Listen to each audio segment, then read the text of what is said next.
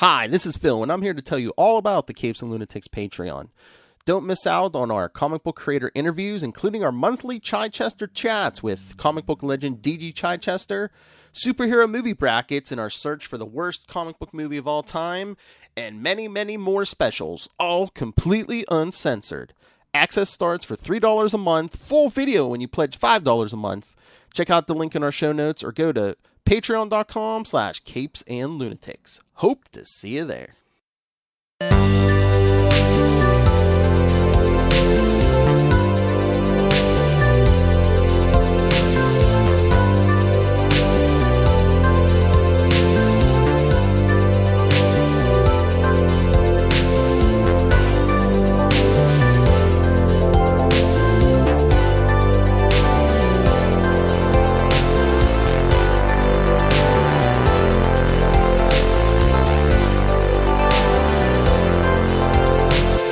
Me hearties, and welcome once again to Full Stream Ahead. Arrgh. I be your captain, Charlie, the Professoresser, and with me as always is me first mate and skinny rich friend. It's Mozz. Hey Mozz, so glad you could join us. Tonight's episode, Obi-Wan Kenobi, Part 2. On a dangerous, crime-ridden world, Obi-Wan becomes a target. Deborah Chow, our director again. Our writers are Joby Harold, gets our teleplay by, along with, story by Stuart Betty and Hossein Amini. Oh. George Lucas, of course, gets the based on Star Wars by. Big shout out to Flea in this one. He had a job. He is vexed. Flea showed up in the first episode, right? When he first kidnapped Leia. Yeah, he did. Flea was there too. Though this episode does have Kumail Nanjiani. I'm sorry? Kumail Nanjiani. Yeah, there he is. Kumail Nanjiani, Kingo himself. Mm-hmm. He is making his way through the Disney archives, getting on all the shows. Good for him, man. So now he's a Marvel character. You know, I love him. I loved him in this because he's actually a pretty cool character. I hope we haven't seen the last of him. I do too. Because he's actually, you know, there's a part of me that wants to believe that he was like a youngling that escaped. Like, he knows of the Force, but he doesn't really know the Force. You know, man, what or better something way, like that. What better way to throw people off your scent than to be a really bad fake? You know, like, oh, that guy's really, awesome. Yeah. I mean, if he really is, like, to have Max be like, oh, if that was a Jedi, he wouldn't need Max. What a beautiful cover! I would love for that to be true. That would be great. Yeah, I would love that. I mean, I don't know if that's what they're going to do. I don't know if they're going to do it beyond just the scene we've seen. I don't know how often he's going to be in here. But like I said, he's such a cool character in this at the start of it. And he is the, you know, and this is the idea. It's like, you know, yeah, all the Jedi are, or not all the Jedi, but the legend of the Jedi persists. And so it's a great place for the villains of the world to utilize the Jedi legend to, you know, fleece some sheep as they do. I don't think he's being a villain here, because think about it. That lady and her child had no way of getting off the planet. Somehow, whatever the story he spins to make it sound whatever, but he did get those people off the planet. There was a guy there, whether or not he was really Jedi mind tricking him, or whether or not that was somebody on the payroll that says, okay, we're going to sneak people off the planet, you know, whatever people want to hear. But he was using the name for good, you know, and maybe, you know. Well, exactly. And I think, but in the end, he helped like a young family make it off the planet. That's pretty cool. Yeah, that is cool. And that is, I think, meant to be the point. It's like, you know, at the end of the day, whatever he's doing it. He's doing it to do good. Right. He is taking his cut, but he's doing good. And I think, you know, there's that concept, you know, within, it's the Han Solo concept, you know, Where Han Solo, he has a moral code. He's not like Flea. He's not stealing babies. You know, he has his moral compass. And within that moral compass is also the idea that, you know, there are lines you don't cross. See, that's you want to make your money. Because in the last episode, I had mentioned that what occurred is interesting to me was that the way to fight all of this broad evil is to not let power coalesce in the first place, right? So everybody should be responsible for being a responsible person. So, I think what the Force, the way it really should be used, is everyone should get in touch with the Force so they can learn to use it. It's only when people don't know what to do with their own Force, when they don't have a purpose, when they don't know what they stand for, that they're willing to give up that right to their life to some other purpose, right? And if more people knew what their purpose was, or who they really were, then maybe power wouldn't be able to coalesce because nobody would be willing to give away their power to somebody else if they knew what they stood for. Maybe that's the real lesson of the Force. If everybody learned to get to know the Force, they would know themselves well enough that there could never be an empire. Yeah, I mean, I absolutely agree. I think that, and this is one of the things I always make a point about, is that, you know, the reason why Han Solo got in trouble was because the Empire pulled up on him while he was hauling weapons. And who was he hauling weapons for is the real question. And the answer is likely the rebellion. That Jabba the Hutt is here selling weapons to the rebellion because, first of all, obviously a good business opportunity, but also because the Hutt don't want the Empire breathing down his neck either, you know, and the idea that you can be a good person while you're doing self-serving actions is something I think that gets, I mean, I think in our storytelling we do deal with that a lot, but I think that too often there is this urge to make someone a real hero rather than just, you know, no, I am self-serving, but I also have a moral code. But, yeah, so this is neat because, of course, what we have in here is we have, and again, Obi-Wan just showing his cowardice, if you will. You know, he does not want to engage with the world. He does not want to engage with anyone because he has been too badly hurt. He is basically, you know, a guy who has gone through so much, and he does not want to have to face what the world has because he is damaged. But no one else feels he should be allowed to have his trauma. And they're like, I need you to do this. We know you can do this. We know that you're the hero. And it's not that he doesn't know he's the hero. It's that he is so messed up that he can't even see himself as the hero anymore. And when,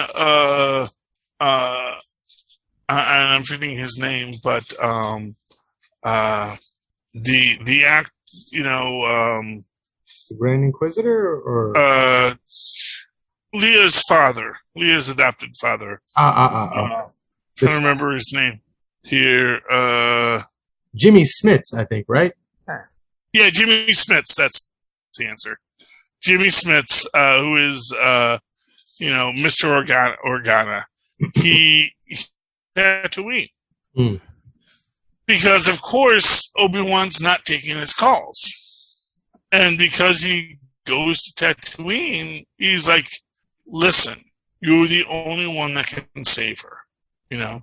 Much in the same way that Leah would. So we'll start from there. Yeah. So, right. Her father getting... Yeah. So Jimmy Smits has come to Tatooine to get Obi-Wan to do his duty, to help.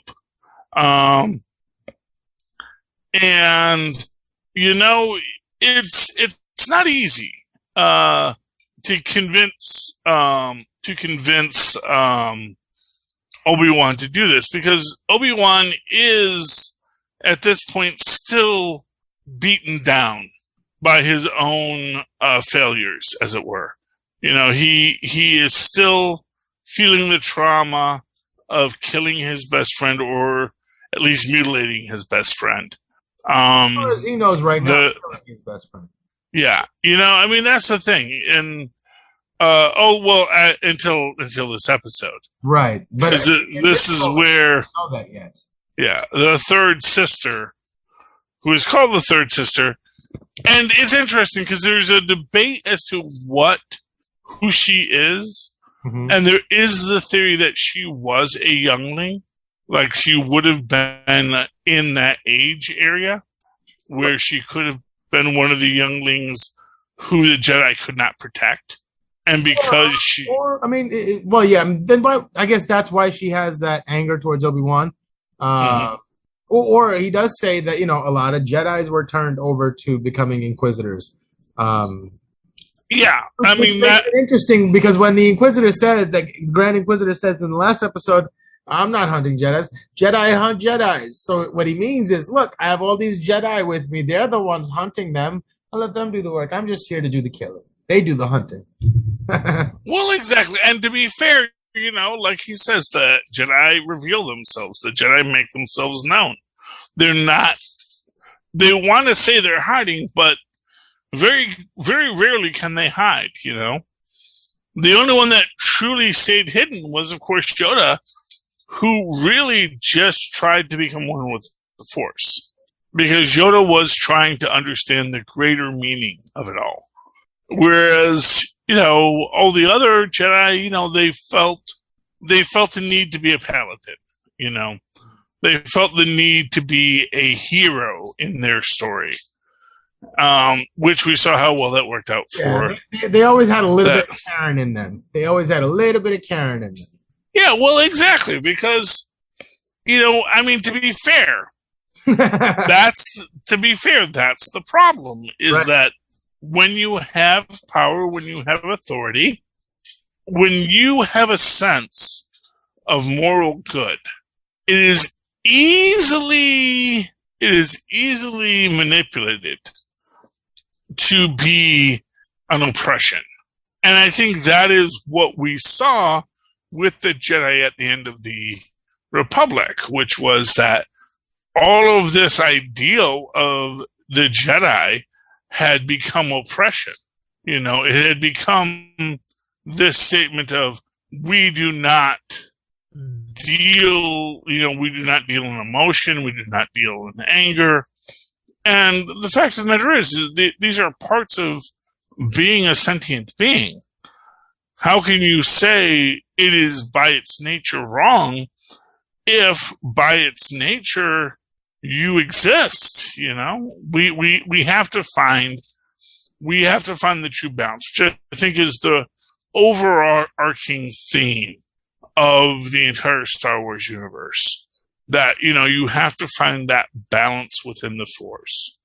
That the one who brings balance to the Force isn't the one who kills everyone who makes the Force imbalanced, although arguably maybe Anakin did in fact do that. Right. I think both sides understood the prophecy as saying that not that he would bring balance to the Force, but they misunderstood that prophecy and mistook it to mean that he would bring balance to the power structures fighting for the use of the Force.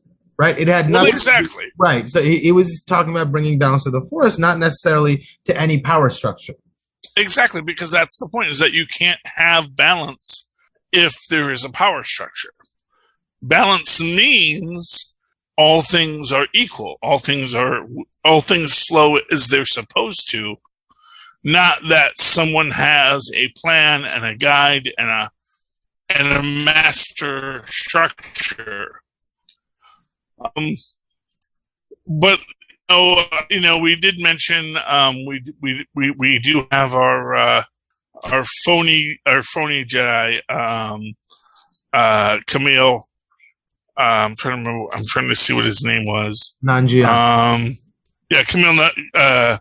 Kamal Nanjiani.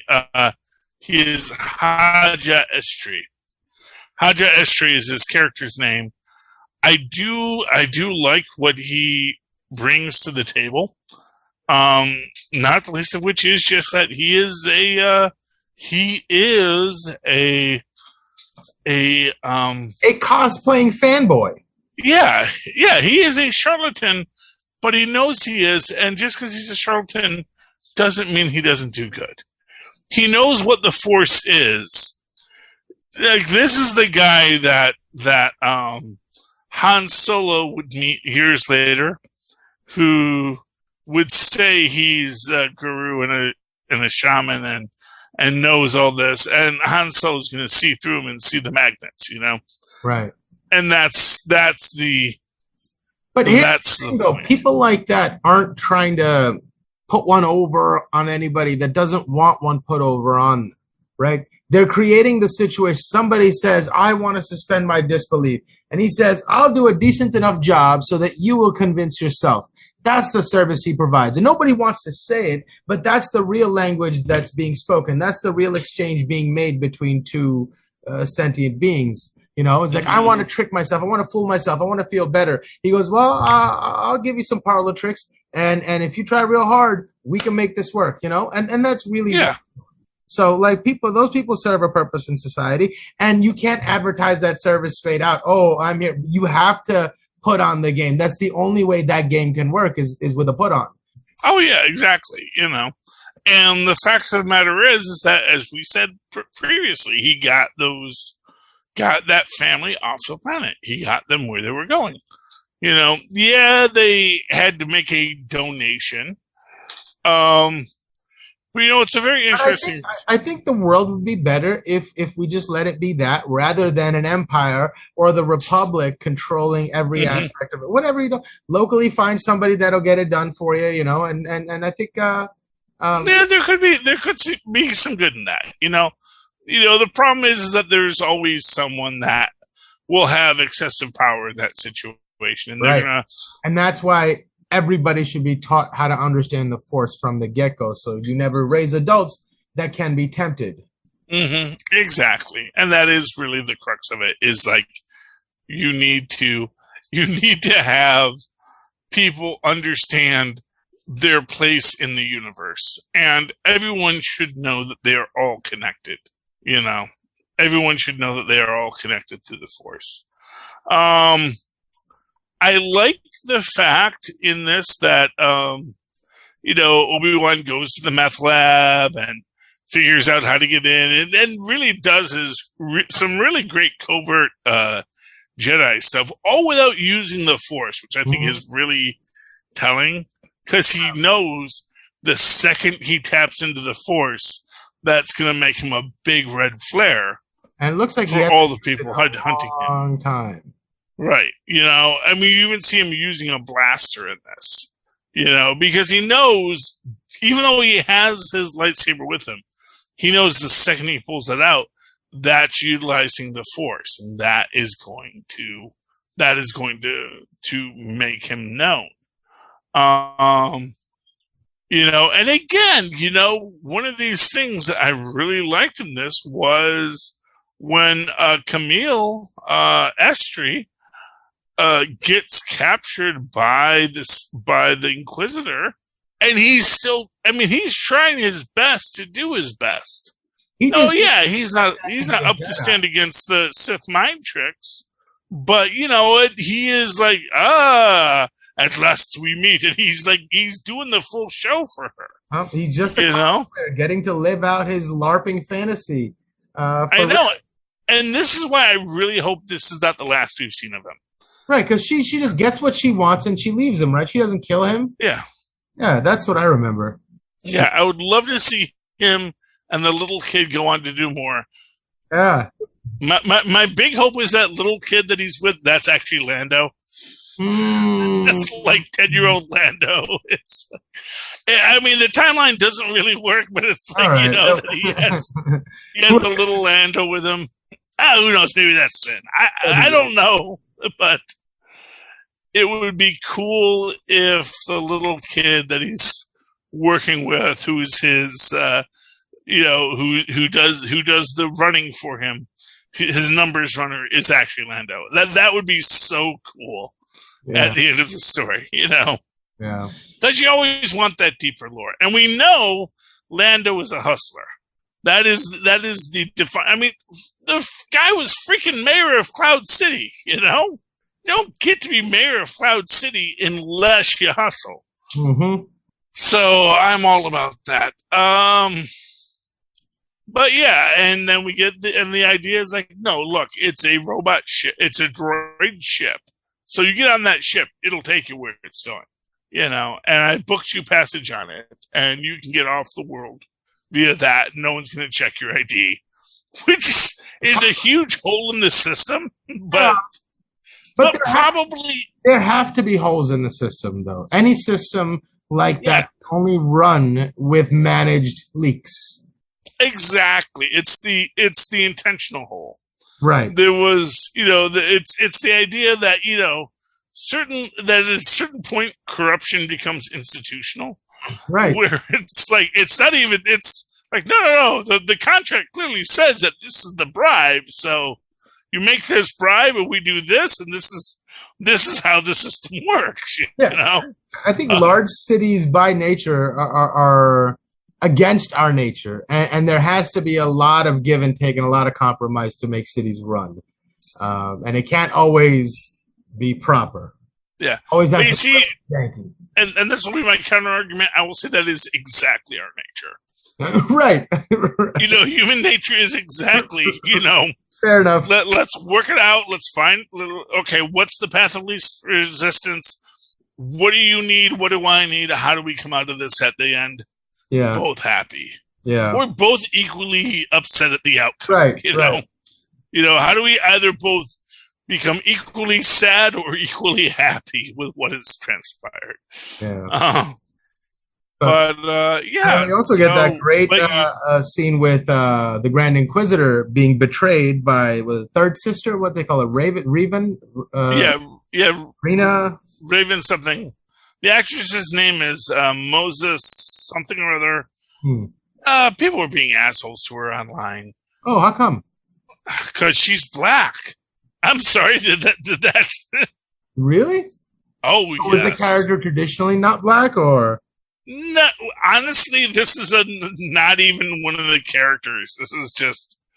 Oh, I thought she did a great. Yeah, it's an unfortunate reality of our modern world is that pretty much anything will cause fanboys to riot. Yeah, well, I mean, dummies are going to talk about dummy stuff, so it is what it is. I guess they'll always. Yeah. I mean, I don't dwell on it, and honestly, it's one of my favorite pieces of acting in the show. You really got a sense of where that itch from inside her soul was coming from, that no, you're not going to take me out of this. You watch these old detective movies where someone's nephew gets killed and they're like, oh, you're too close to the case. He's like, how dare you? And he's going to go investigate the case anyway. You just know it. That's the kind of dogged determination she had after going after this bone. And you felt that with her character, and the sort of corporate ambitiousness in everything that she did was really, really fun to watch too. And you could see it coming. It's like, oh, okay, well, if you're going to force that hand, you're going to force that hand. Sure, go ahead, Grand Inquisitor, right this way. I don't see her. Phenomenal job. I don't see her on the IMDb, which is weird. Yeah. I know that she's the third sister, so. But anyway, I mean, I really, this was the thing about this, is that when she betrays the Grand Inquisitor, which is a thing, she does it, and at the same time, I don't think that's the death of him, because literally she stabbed him in the robot parts. It's like, yeah, but at the same time, at the same time, she can't let him walk away from that. So she's like, even if he wasn't dead yet, she's gonna walk back over and go, okay, let's get that head off you, and just make sure. This is what Obi-Wan has done to our fearless leader. Yeah. She's not dumb. She doesn't. Yeah. I don't think she's the type to leave loose ends. I mean, Well, I actually like the Grand Inquisitor character, so I hope not. But at the same time, I don't know. I mean, he was scary at first, but he was kind of one-dimensional, right? yeah. And if he didn't see this coming, if he wasn't a smart enough judge of character to know his people well enough that that's who she really was, she expected someone of her nature to stand behind him and not stab him in the back. Come on, man. You are way too arrogant. Yeah, and to be fair, this answers that basic fanboy question of why doesn't the Grand Inquisitor look like the Grand Inquisitor in the Star Wars stories that we've already seen? And the answer is because, oh no, dude, this is a different Grand Inquisitor, and we're gonna get another one in a few minutes. Just chill, just relax your backs, and we're gonna get there. It's the idea that, there's a lot more going on than what you have imagined in your little fanboy universe. Right. To me, it just felt like he was the Grand Inquisitor of this region. Yeah, exactly. And he was cool. I liked him. I did enjoy his scenery chewing. Yeah. Especially when he makes quite an impression when you first meet him. And I thought we were going to get a more evil and devious scene because they look like they were setting up, and he goes, how you catch a Jedi? It reminded me of Christoph Waltz in Glorious Bastards. Glorious Bastards. How do you catch a Jew? I was like, my God, that's one of the most like sickeningly evil speech, and I thought that's what they were gearing up to do, but they softened up. I was like, oh man, I thought that's what we were gonna get.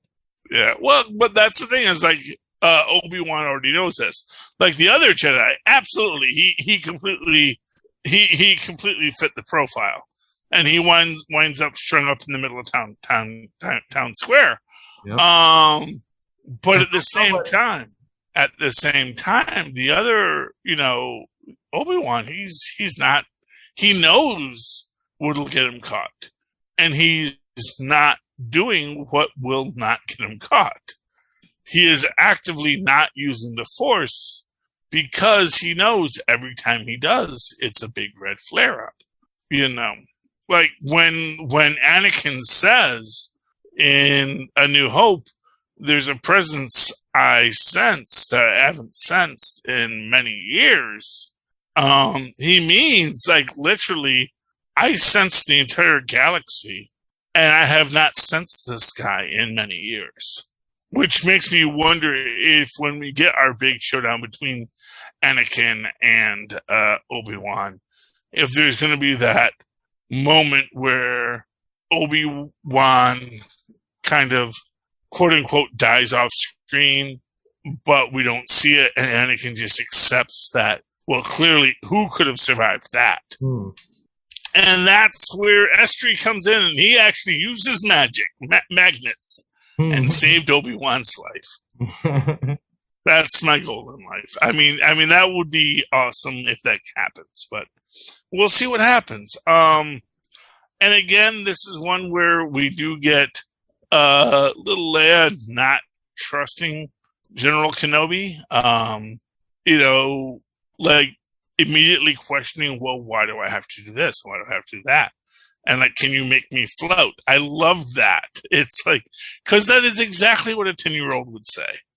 It's like, okay, Jedi make things float, make me float. It's like, no, we're trying to not get noticed. And I love that she almost goads him into that. Oh yeah? No, it's not, because if I could do it if I wanted to. Believe me, I could do it he totally becomes childish with her.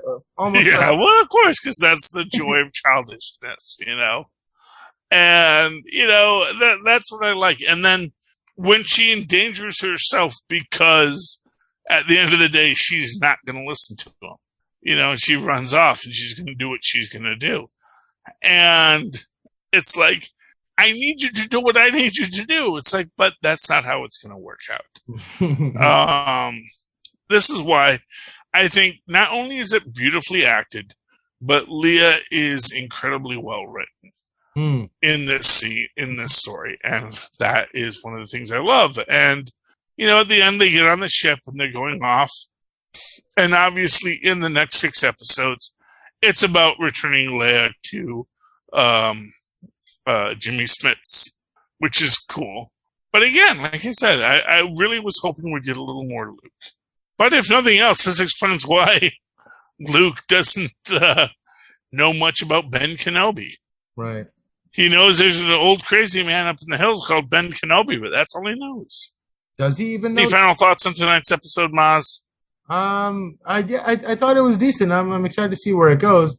But it's getting better. I hope it picks up still. I'm still not as invested as I thought I would be, having seen the trailer. Yeah. Well, it's only 6 episodes, so we're already on 3 tomorrow. So since they call it part 2, does that mean it's not season 1, episode 2? Is it a miniseries or? Well, actually, as I understand it, like the first, like originally they were going to do an Obi-Wan movie. And so they like shot some stuff for the Obi-Wan movie. Then they said, you know what, let's make this a series. Gotcha. So it's just a thing that might see a further exploration.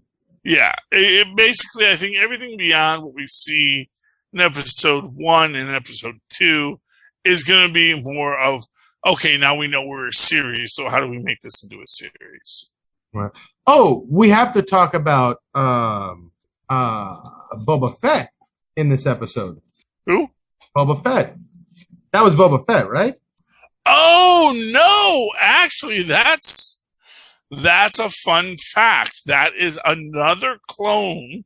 So that's his voice. That was his voice. There was no mistaking that. No, it's his voice because it's the same actor. Right. It's Tamara Morrison. And then I thought to myself, they were trying to show us sort of like the different paths that the Jedi take versus what the Mandalorians take. The Mandalorians are hiding out, right? He's a Mandalorian. Look at him, but you wouldn't know it, right? That's not anything anybody has to worry about. They're hiding in plain sight. They don't make themselves known. Look at him. He just looks at him. You looked at him, and he looked at him too. He's like, wait a second. Did he know who he was looking at? Yeah, because he was seeing another clone trooper. Oh, so he knew. Okay, gotcha. Oh, that's why I got that helmet. Yeah, he was a clone trooper who basically has separated from the Empire. Gotcha. Gone into retirement, as it were. Gotcha. Interesting. And that was Tamir Morrison. That is the same actor. And they put him in the big red beard and the big shaggy hair, which I thought was a neat idea. Because usually when they do that, they do it as white because they're supposed to have accelerated aging. But they decided, no, it's just give him a red beard, make it seem like he's a younger one. And I liked that, and I liked the fact that it was him, hiding in plain sight, as you said. Yeah. Because he was a clone trooper who is trying to not be seen. He's probably very traumatized by Order 66, as you do, and now he's like, well, I guess I'm going to be whatever I'm going to be now. I got out from under the heel of the Empire because we all know the Empire stopped using the clones. Because the clones probably were too close to the Jedi, and probably after Order 66, had a lot of, why did I do that again? What was my thinking in that? And that is why they all got rid of them and started just recruiting random dudes. So that was a neat bit there. All right. Final thoughts on tonight's episode, Mozz? I dig it. The one thing I really dug about this was the scenery, the cyberpunk cities behind them. All that backdrop was really, really beautiful. Yeah, you know what? I mean, this is sci-fi cities. Sci-fi cities are always a lot of stuff. Built out, pretty beautiful. They did a really nice job with the set design on this. Mm-hmm. Exactly. So, hey, friends, did you like Obi-Wan episode 1 or episode 2? Why don't you write to us and tell us what you thought about it at CapesandLunatics@gmail.com. That's CapesandLunatics, all one word, at gmail.com. And of course, call us at 614-382-2737. That's 614-38-CAPES. And leave us a voice message. Tell us how much you loved it, how much you hated it, how much you like a review of it. And then go down to our link tree in the show notes. That's linktr.ee/CapesandLunatics, where you can buy all of our merch, including our delightful aluminum mugs that keep your cold things cold all night long, or various other objects like t-shirts and the like. And of course, you can also join our Patreon there, where if you, I believe if you give $5 a month, it's full video, and you will get to vote on our worst superhero movies of all time brackets. Puma Man is coming up. Puma Man may take the series. Boy. All right, Mozz. And if people would like to reach out to you and talk to you, how can they do that? They can email me at mozzmanzor@gmail.com. Or find me on Facebook under Mozz Manzor. That's MOZZMANZOOR. Wonderful. And of course, you can always write to me in that old-fashioned email way, the way our mothers and fathers once did. That's superconnectivityblog@gmail.com. That's superconnectivityblog, all one word, at gmail.com. And of course, follow me on Twitter as I live tweet things when I feel like it at Charlie Esser. That's CharlieEsser.